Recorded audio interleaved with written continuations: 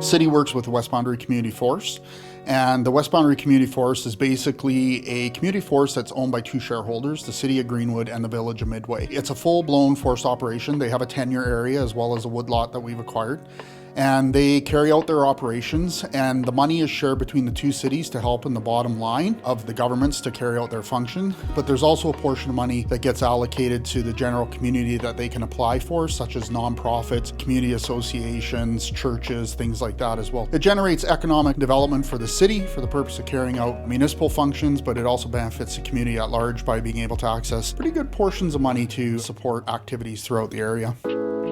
It means so much to us. It's so critical to our community. Without that funding, it would be hard to make ends meet, invest in important capital projects, and keep things evolving and moving in the right direction. It fills in the gaps with having a lower taxation base and also puts us in a position where we can have more realistic taxes. In the past, we've had a surplus funds, and we take those surplus funds and we invest them for the future. What I look at as seed money to be able to enable us to do other capital projects. When we go after funding for capital projects, one of the first things that the funders are looking for is, do we have a portion that the city can fund for that project? Whether it be 25% or 33%. We need to have something to start with before we go and ask for money. Some of the projects that we have on the go right now, expansion of the Public Works building, the retrofit that we're doing on the pool right now, and we're doing some work on the Greenwood curling rink, that we're mixing with both capital funding and West Boundary Community Forests.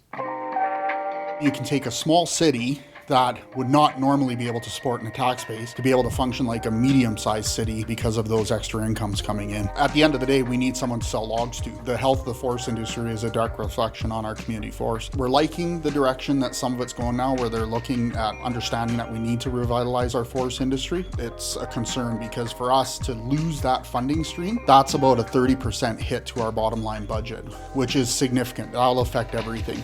It'll affect the quality of services, the amount of staff we have to carry out those services.